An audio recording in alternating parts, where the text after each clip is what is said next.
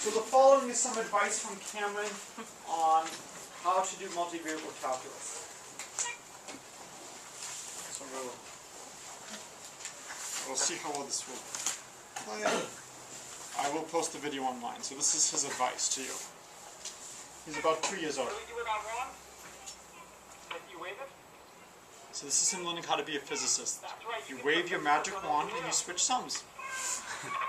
And then he really gets into switching sums. He finds it extremely exciting. So I love that kind of enthusiasm. You may want to be similarly enthusiastic when you're taking an exam, or I don't know, in the very near future. Switching summations is one of a very small number of techniques we know, so it's obviously something you should consider. Other things you should consider, other than yellow? What else should you consider when you have multiple integrals? Change variables. So there's lots of different change of variable formulas. You know, we have the polar, we have the cylindrical, we have the spherical. You should know those cold. Make sure you know which way you're doing your spherical coordinates. What I want to do today is lead into sequences and series in such a way as to review material for the exam. So again, I don't know exactly what's on the exam. I write these so far in advance I don't remember, but it's not a bad idea to just see what we've done, see how it all connects, and look at some generalizations and some beginnings for the next unit, the final unit of the course, sequences and series. So the lecture actually changed last night. I was reviewing a calculus book. I'm not allowed to say which calculus book. I fell asleep multiple times reading it. One of the things, though, that did wake me up was it had the wrong formula for the perimeter of an ellipse. And so that did wake me up. And so here's an ellipse, the major axis, the minor axis, a and b, x over a squared plus y over b squared is equal to 1. That gives you the boundary. If it was a circle, what would be true about a and b? They'd be equal. And what's the perimeter of a circle of radius r? 2 pi r. So if you had to guess, if the world was truly nice, what would be the equation for the perimeter of an ellipse? If the world were nice. Pi AB. I'm sorry? Pi AB. Pi AB is the, did I say area or perimeter? If I said area, you're correct. Pi AB. So what if I want the perimeter? So you have to replace 2r with something. What would you replace 2r with? Pi times a plus b. A plus b is a very natural candidate. Square root of a times b is another candidate. The book I was reviewing used a plus b, which is wrong. And as soon as I saw that, I started to worry about, well, what other small mistakes might they have in this book? And so I thought it would be a little bit interesting to use this as a way to launch into sequences and series. So the first approximation for the perimeter of an ellipse, it's not so bad. It's 2 pi times the square root of a squared plus b squared over 2. What's nice about this formula is it has the right units. What if a equals b? Well, if a equals b, then you get 2a squared over 2, you get square root of a squared, you get square root, oh good, it reduces to the perimeter of a circle. So we were trying to find good approximations. It's always nice to see, how good are they in the special case of a circle where we know the answer. Approximation 2 is a little bit more involved. And you can have some fun if you want later today to see, does this actually work and give the correct answer when we have a circle. The next one is the one that I really like, or maybe the one after that, the infinite series 1, infinite series 2. So the first is you need to calculate a quantity called the eccentricity of the ellipse. It's not Euler's number E, it's something else. Other books use an epsilon. It's the square root of a squared minus b squared all over a. For a circle, what is the eccentricity of a circle? I think somebody said it. Eccentricity of a circle. 0. Now a is the major axis, a is larger than b, so eccentricities are always non-negative. Good, we have a square root, we don't want to take square roots of negative numbers yet. If you continue in mathematics to complex analysis, that's fine, but for now, square roots of non-negative numbers. So the eccentricity is 0 for a circle, positive if it's not a circle. And so they give you the following infinite series expansion. The one I prefer, though, is the following. Let's let a be a minus b over a plus b squared, and we'll look at the h. And then here is the infinite sum formula for the perimeter of an ellipse. And so it's pi a plus b, which is what the book thought, which is what you would guess, plus a correction. And there's two nice things about the correction.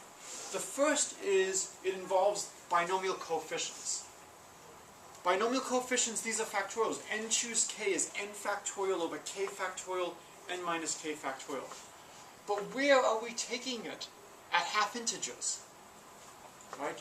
Just yesterday I was talking to you about the importance of being able to take things like, the factorial of a half. Here is a nice application.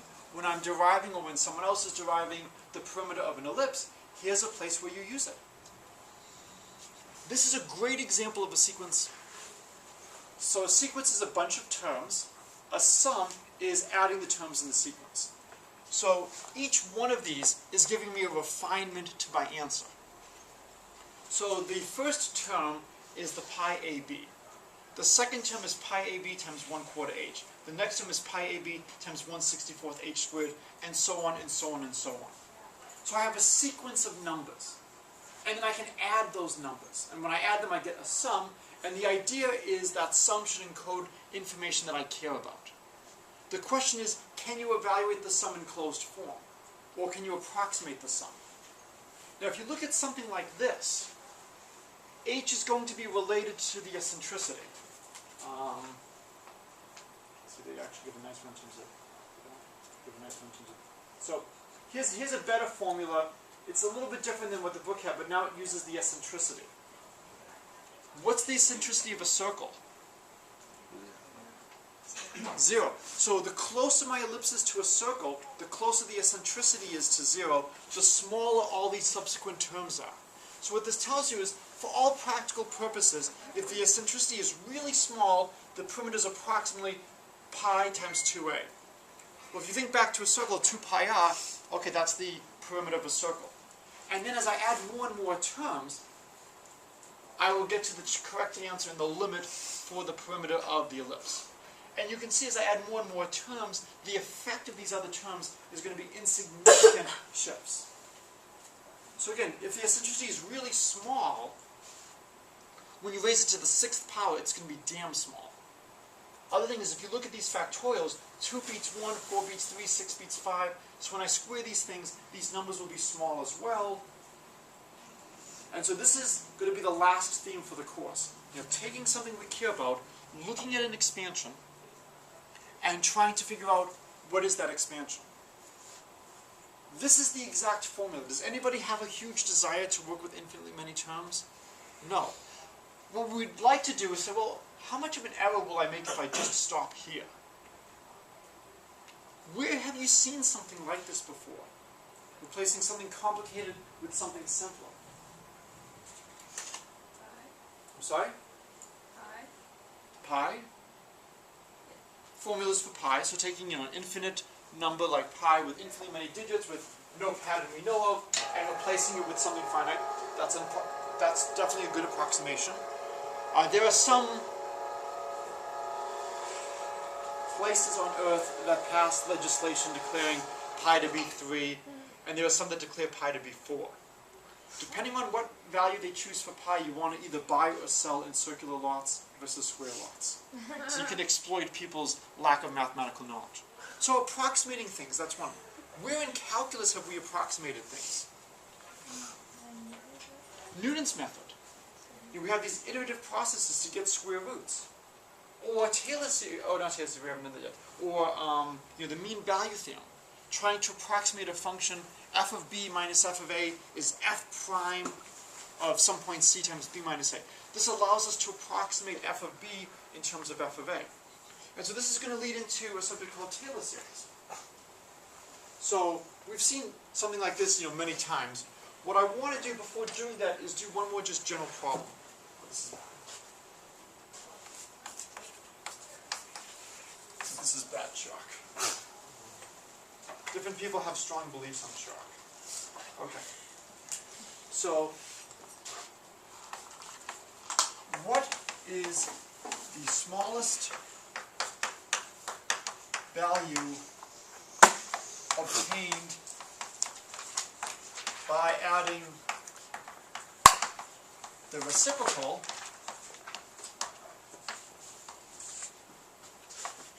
of a positive number to itself. So here is a word problem. Because we've been flipping classes, we have a little bit of extra time now than we did last year. So here's a word problem. Think for a minute or two as to how you would like to formulate this. Okay, and then just write down in your book how you would formulate this. How would you convert this to math speak? Hint, it does not involve switching sides.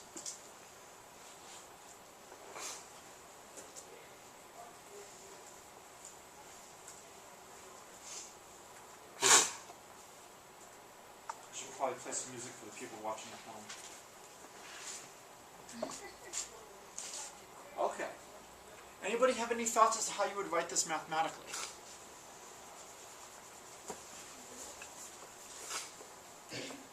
So I want to know what's the smallest value obtained by adding the reciprocal of a positive integer to itself.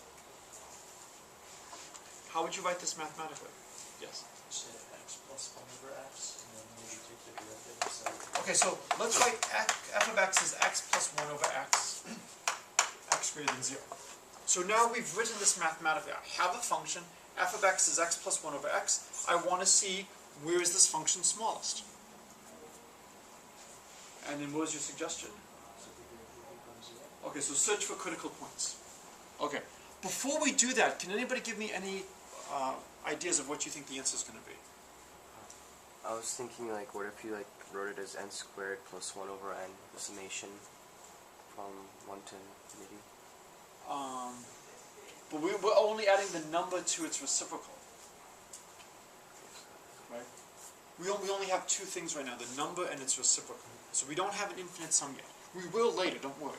Infinite sums are coming. Anybody have any thoughts as to the smallest possible value? I'm sorry? 1. So why do you think 1 is the smallest value? Because the x value, it's like x is going to have a lot more impact than 1 over x. It's like the smallest value you can give to x will impact it more than the smallest number you can give to 1 over x. So you're saying as I range over all x, the smallest value this obtains is 1? I mean, it's the best thing I can think of. Alright, so give me a number and let's try it. Give me a number for x. A simple number, because I have to add it to its reciprocal, so be kind. I was up late reading a bad calculus book. I think a lot of you understand that experience. Give me a nice number. 1/2. Something nice. Thank you. I mean, we'll do 1/2 next. 1 is the nicest thing to be, right? F of 1 is 1 plus 1 over 1 is 2. F of 1/2 is 1/2 plus 1 over 1/2 is 2/2.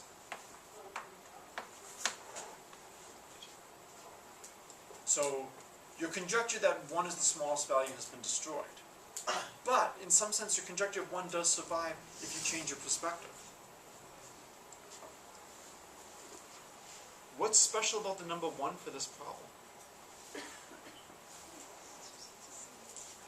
Either one. It's the same as its reciprocal. It's the same as its reciprocal. So what do you think that's going to lead to?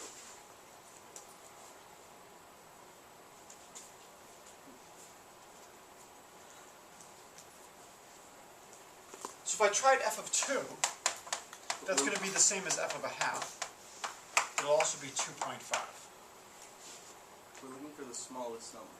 You mean f of 1.5? Yes, what do you think the smallest value this function takes on? 2. Maybe 1 is the smallest it gets. If you increase x, that makes this part larger. It makes this part smaller though. If you decrease x, that makes this smaller, but that makes this larger. You can see 1 is a very nice dividing line. 1 is right in the center. 1 is where these two parts are equal. So the contributions of these two pieces are equal at 1. And then I might as well just increase x from 1. That's the same as decreasing x. So as I increase x, this gets larger and larger and larger. This gets smaller. I have to worry about the rate at which that happens. Well, when x becomes really large, what's happening to f of x? When x becomes really large, it's becoming, it's approaching, it's approaching x, so it's going off to infinity. As x goes to 0, it's also going off to infinity. So when I try to think of what my function looks like, here's 1, here's 0, it's going to be getting very large as I get to 0. It's going to be getting very large as I go off to infinity. I don't know exactly what's going on near 1, but I have some rough idea. Now let's do things a little bit more formally, and let's do things with critical points. So, critical points. So, find x such that f prime of x equals 0. Alright? So I want to take the derivative of f. Well, f prime of x is going to be 1 minus 1 over x squared. So f prime of x equals 0 implies 1 over 1 minus x squared equals 0. So what are the answers? Where does 1 minus 1 over x squared equals 0? Any other points? 1 and negative 1 both work. But I claim I can forget about one of them. Negative 1. Yeah, because we're restricting ourselves to x is greater than 0.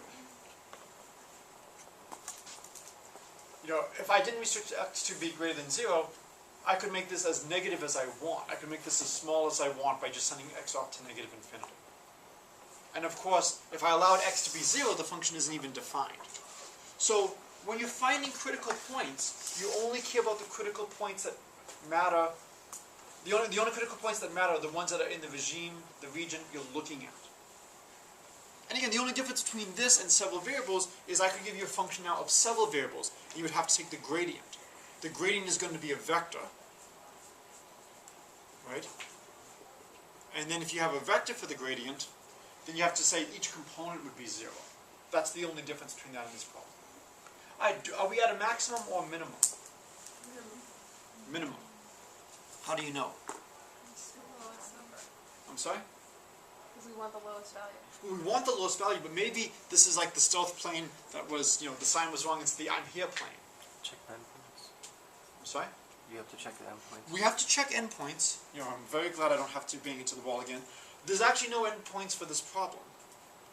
Well, we go off to 0, we go off to infinity, so maybe you just check in the limit as we go to 0. So, as x goes to 0, or infinity, f of x goes to infinity.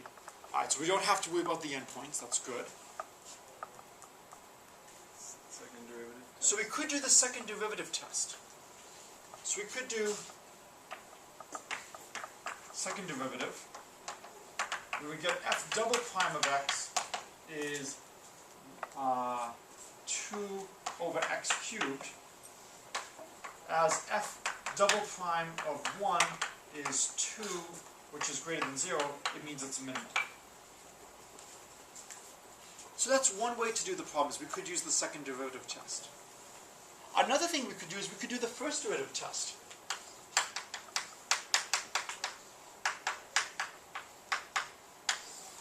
So here's 1, here's 0, somewhere down here is infinity, I can't go that far. I like to draw f prime down here. What is f prime at 1? So f prime of 1 is? 0. What is f prime if x is less than 1? We have 1 minus 1 over x squared. So if x is like 1/2, we get 1 minus 1 over half squared, we get 1 minus 4, negative 3. The first derivative is negative in this range. So it's going to look like this. When I'm greater than 1, what can you say about the value of my derivative? It's positive. So this means my function is decreasing down to 1 and increasing afterwards. So it's going to look something like that. So the first derivative test allows me to see that this has to be a minimum. I don't have to take another derivative. It's a little bit easier to just take one more derivative than to look at the signs, but either way you want to do this is absolutely fine. Okay? I want to do one more thing about this problem and then move on into Taylor series. I promised an infinite series for this problem. Right? Here's a way of looking at it. What is the key point for this problem? What's the key value of x? 1. So let's write this function as a function not of x, but of how far away we are from x. So if I want to look at f of 1 plus h, this would be 1 plus h plus 1 over 1 plus h.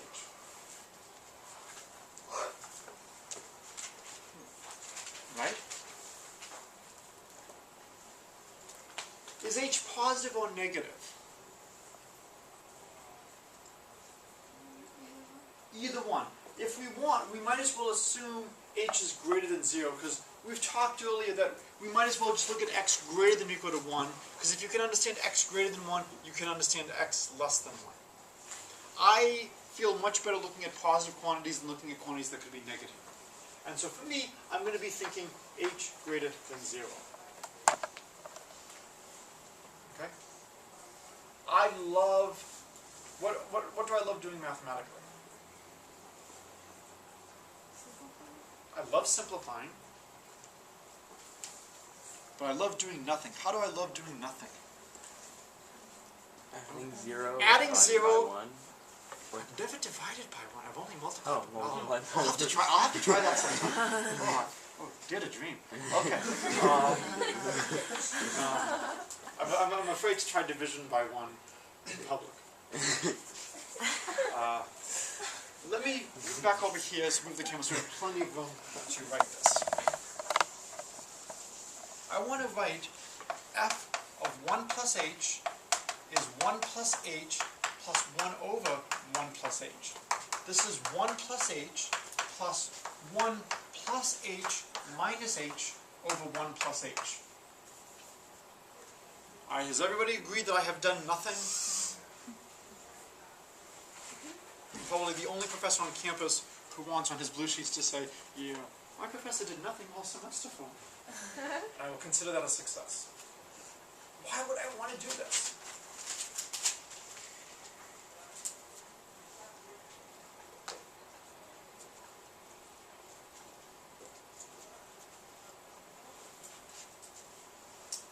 What's the advantage of doing this?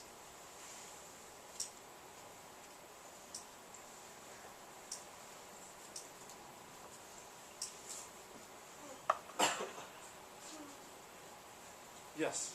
You can get like 1 and then minus h over 1. Excellent! I have this belief that the smallest value this function takes on is 2. I'm trying to see and sniff out that 2. Here's a 1. 1 plus h over 1 plus h is 1. So if I rewrite this, I get 2 plus h minus h over 1 plus h, and I'm viewing h as a small number greater than or equal to 0. If you look at this now, I'm trying to analyze this function, and now I can just look at this and I can see which value of h makes this the smallest possible.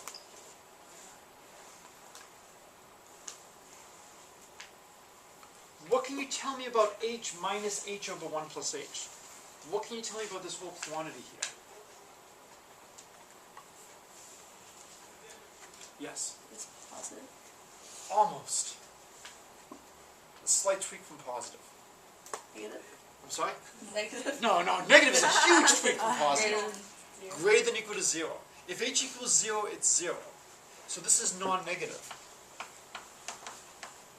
And it's only 0 if h is 0. And the reason is h is a positive number. I'm dividing h by 1 plus h. So this expression here is less than this expression here. I'm taking 2 and I'm adding something non-negative to it. In fact, the smallest thing I'm adding is when h equals 0. So now we can clearly see that the smallest value this function takes on is 2. And that happens when h equals 0. Okay? This leads to the geometric series. How many of you have seen the geometric series formula? Okay.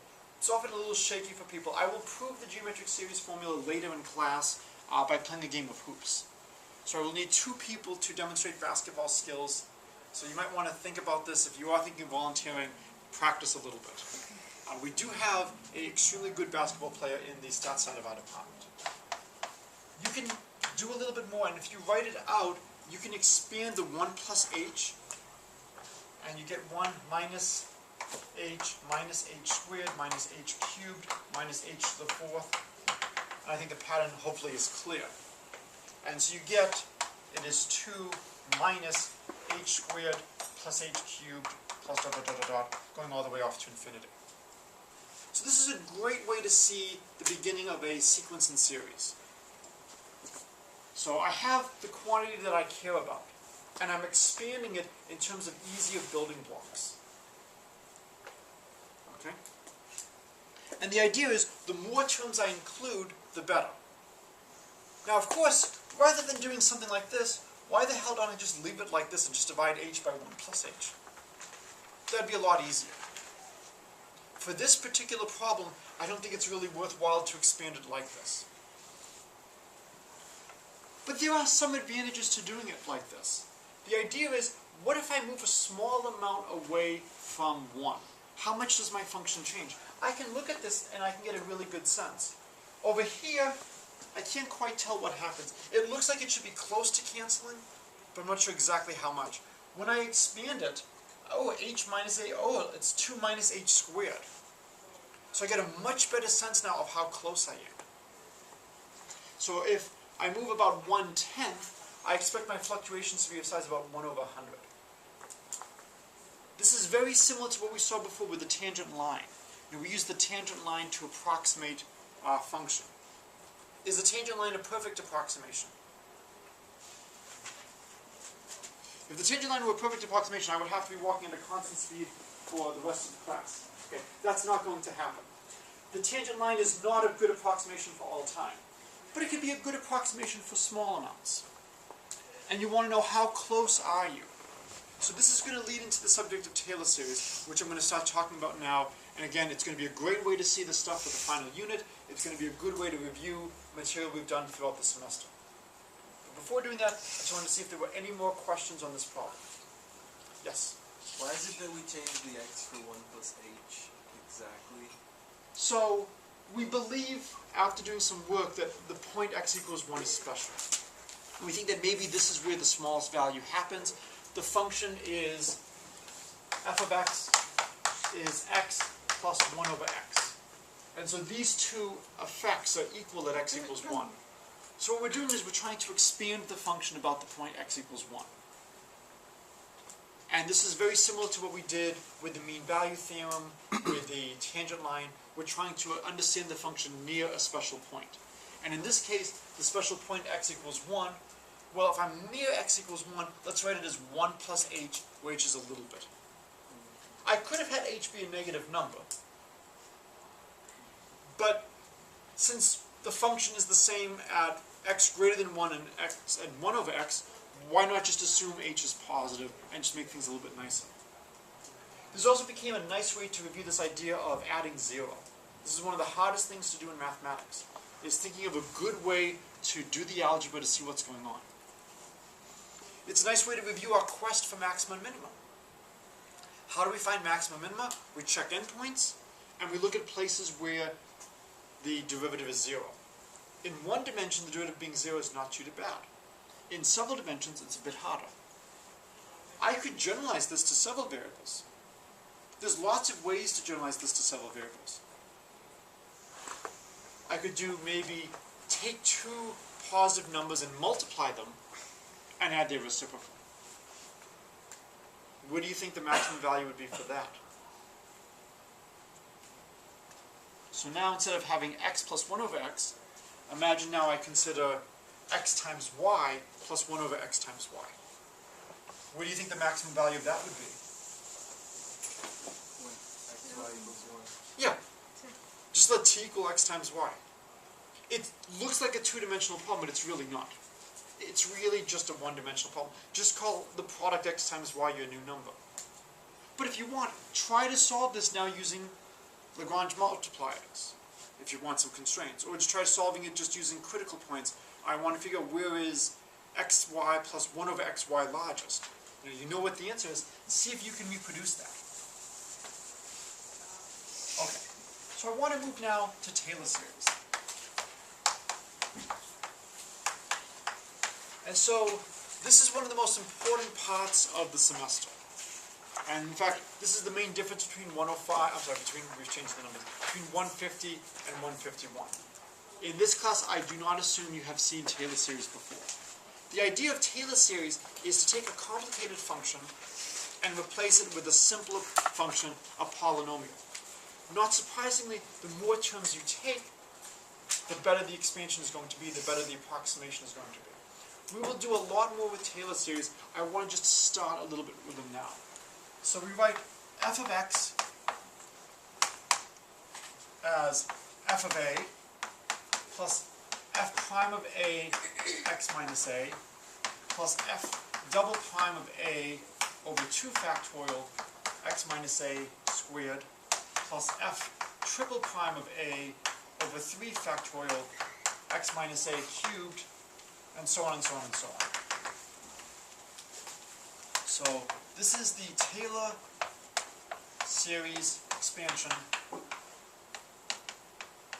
of f about a. And it's a great way to think about sequences in series. It's one of the reasons why we care so much about sequences in series. What is the easiest value of x to evaluate this at?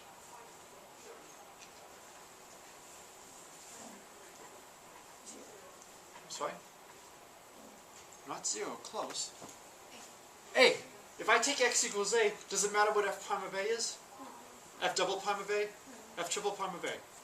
So if you take x equals a, you get f of a equals f of a. A perfect fit. Not that impressive because you forced it to be a perfect fit. The idea is that this is supposed to be a good approximation. And so if you stay close to a, this is supposed to be a good approximation. And so I'll show you some movies of Taylor series approximations later in the semester. I just want to get this on your radar screen right now. Okay? This is series expansions. It's replacing complicated functions with simpler functions. If I stop at f of a, I have a straight line, a constant value. If I go up to here, I still have a line. If I go up to here, I have a... If I just keep all the way up to the x minus a squared term, I've approximated f with what kind of shape? Parabola. And if I go one further, what would I have? Cubic, quartic, quintic. They get a little bit more involved, but the idea is you replace your complicated general function with these simpler functions. A straight line, a parabola, a cubic. And the idea is that these are perhaps easier to work with. Yes? So if something only has like 2 derivatives, then you cannot approximate it this far. And that's one of the big problems, is certain functions are not differentiable as much as you would like. You can also use stuff like this for integration. Can you integrate polynomials? Yeah.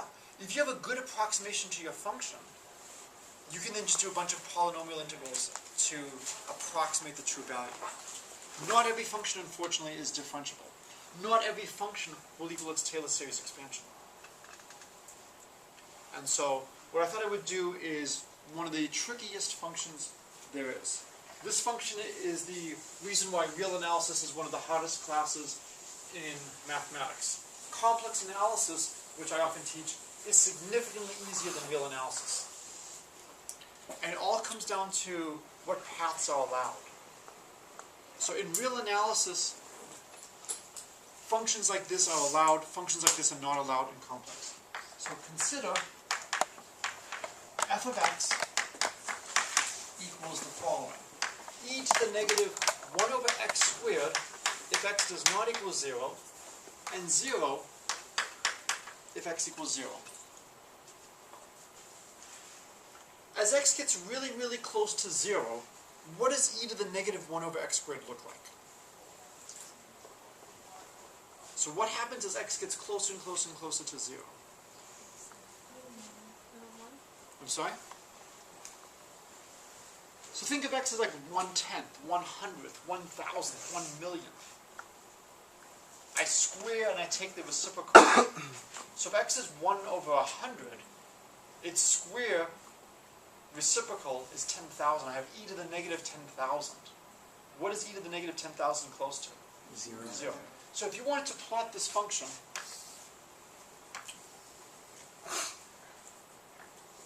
the function looks a lot like this. This function is extremely flat near the origin. This is extremely rapid decay. If you take x equals 1/10th, you have e to the negative 100. That is already extremely small. Okay? This function is very, very small. Can you calculate the derivative of this function?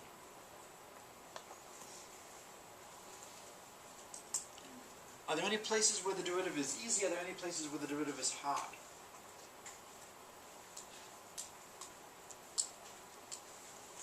Where would the derivative be easy to calculate?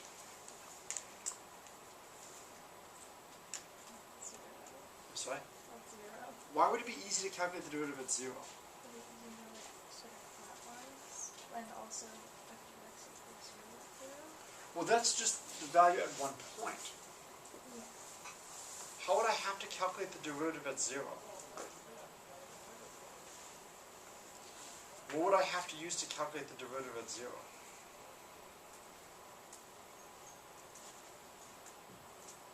Well, let's take a point other than 0. Can I take the derivative at 5 easily? Is this a nice function when x is near 5? Yeah. So near 5, it's no problem. I would just take the derivative. What rule would I use to take the derivative of e to the negative 1 over x squared? You would use the chain rule. So if I'm away from 0, it's fine. What if I'm near 0? I have a split definition. What do I have to go back to calculate the derivative near 0?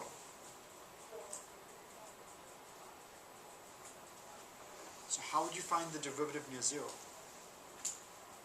It's something you don't want to do, but in this case you have to. You have no choice. How do you find derivatives? Definition of the derivative. Definition of the derivative. I will write down the definition of the derivative in one variable. You're responsible for knowing the definition of the derivative in several variables.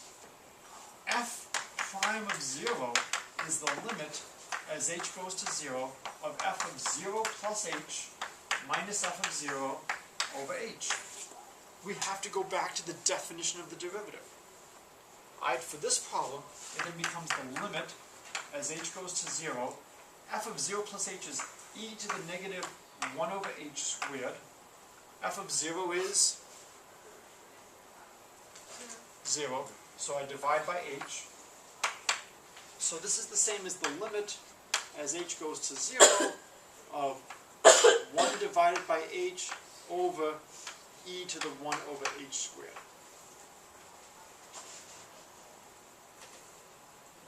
What would I use to evaluate that limit? L'Hopital. I would use L'Hopital. I'm going to do a small change of variables before I use L'Hopital's rule.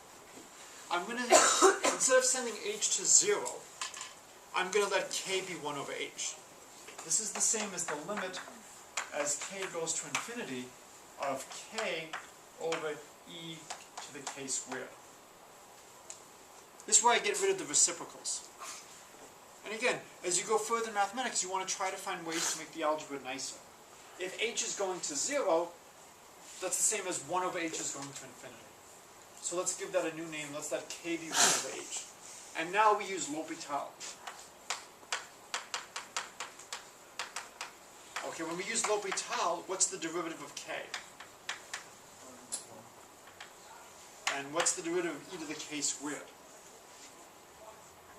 2k e to the k squared. 2k e to the k squared. So what does this limit equal?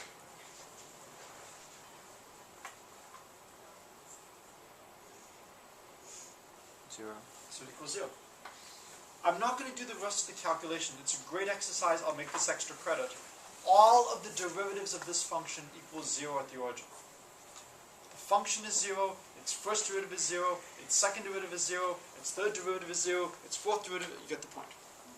What this tells you is that when we get to Taylor series, it's going to be a difficult subject in general. Here is a function where every derivative is 0. So when you try to approximate it, you would always approximate it near the origin with a function that's identically 0. The subject is more complicated than you would expect. And so I just wanted to use this as a little bit of a warning. Here is a situation where all of my successive approximations are 0. I keep adding 0. Anything I add is actually going to do a bad job. So the subject can be very strange.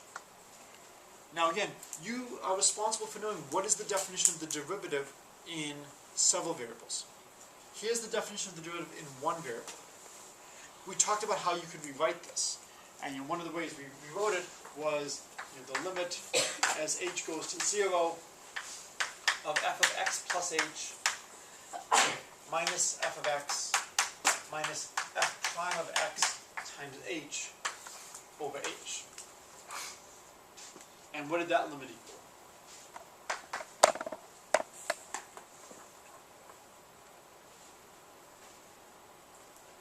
So if the function was differentiable, this limit was supposed to be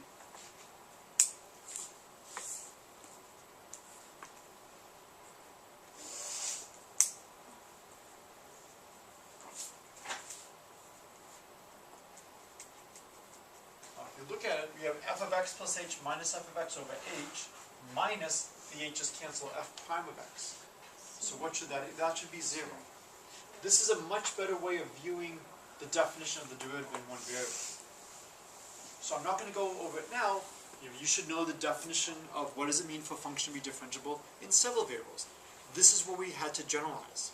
What was the difficulty in generalizing this notion of the derivative? Why couldn't I just replace this with my function f now of the vector x plus h? Why can't I just put on vectors like this? It's very easy for me to just write it like that. Why can't I just do that? You can't divide by a vector. Can't divide by a vector. So, danger, cannot divide by vectors. So we had to think very carefully as to what is the correct notion of a derivative in higher dimensions. Okay? And so what we got in the end was we got, df at x, which was grad f at x, upside down triangle of f at x. This was partial f, partial x1 at x, dot dot dot, partial f, partial xn at x.